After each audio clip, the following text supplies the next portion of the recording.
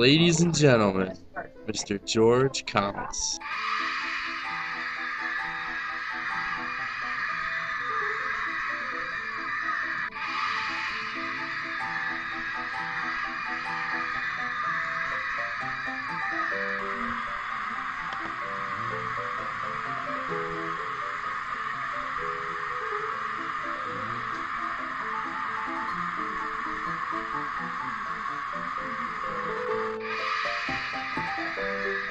Thank you.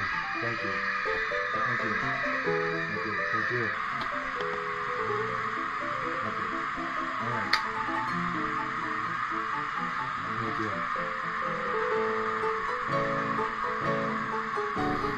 you. Dare progressive education be progressive. In choosing my title for my address this evening, I have no desire to be sensational or unnecessarily critical. On the contrary, I am merely registering a genuine concern regarding the future of what seems to be the most promising movement above the educational horizon. This movement holds out so much promise that its friends must insist on high accomplishment. The Progressive Education Association includes among its members more than its share of the boldest and most creative figures in American education. My hope is that it will not dissipate its energies or fail to measure up to its great opportunities. But if it is to fulfill its promise, it must lose some of its easy optimism and prepare to deal more fundamentally, realistically, and positively with the American social situation than it has done up to this present moment. In the minds of most Americans, the progressive education movement, in spite of its complexity, does not, or rather does stand for certain rather definite things. Moreover, few would deny that it has a number of large achievements to its credit. It has focused attention squarely upon the child and has recognized the fundamental importance of the interest of the learner. It has defended the thesis that activity lies at the root of all true education. It has conceived learning in terms of life situations and growth of a character. It has championed the rights of the child as a free personality.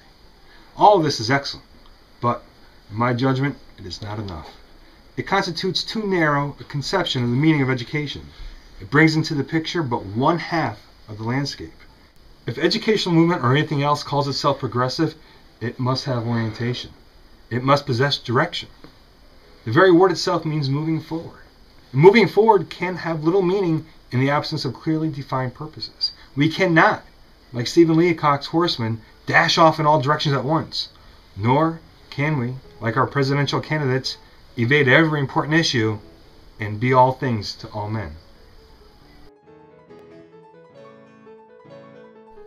The great weakness of progressive education lies in the fact that it has elaborated no social theory of social welfare,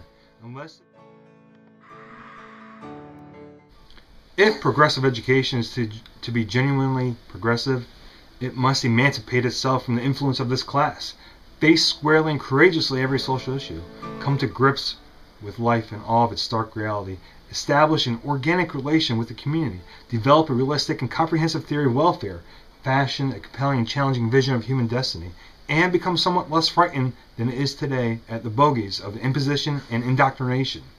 In a word, progressive education cannot build its programs out of the interests of the children. It cannot place its trust in a child-centered school. Consider the situation in which we find ourselves today. How the gods must laugh at human folly.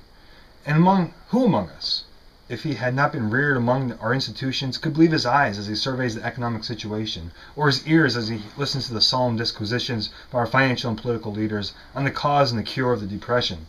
Here is a society in which mastery over the force of nature, surpassing the wildest dreams of antiquity, is accompanied by extreme material insecurity, in which dire poverty walks hand in hand with the most extravagant living that the world has ever known, in which an abundance of goods of all kinds is coupled with privation, misery, and even starvation, in which an excess of production is seriously offered as an underlying cause of severe physical suffering, in which breakfastless children march to school past bankrupt shops laden with rich foods gathered from the ends of the earth, in which strong men by the millions walk the streets in a futile search for employment, and with the exhaustion of hope, enter the ranks of beaten men, in which so-called captains of industry close factories without warning and dismiss the workmen by whose labors they have amassed great fortunes through the years, in which automatic machinery increasingly displaces men and threatens the economic order with the growing. In other words, we hold within our hands the power to usher in an age of plenty, to make secure the lives of all, and to banish poverty forever from the land. When I say that progressive education should face all these questions, I do not mean merely that provision should be made in our progressive schools for children to study the problems of economics, government, and so on. This much, of course, should be done. But unless the progressive education movement wishes to change its name to the contemplative education movement, the goodwill education movement, or the hopeful education movement, it should go further.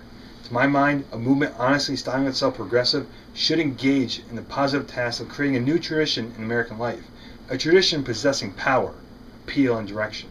James Adams has pointed out in his Epic of America that our chief contribution to our heritage of the race lies not in the field of science or technology or politics or religion or art, but rather in the creation of what he calls the American dream, a vision of society in which the lot of the common man would be made easier and his life enriched and ennobled. If the vision has been moving force in our history, as I believe it has, then why should we not set ourselves the task of reconstituting and revitalizing it? This would seem to be the great need of our age, both in the realm of education and in the sphere of public life, because men must have something for which to live. Thank you. Have a good night. Thanks for having me. Thank you.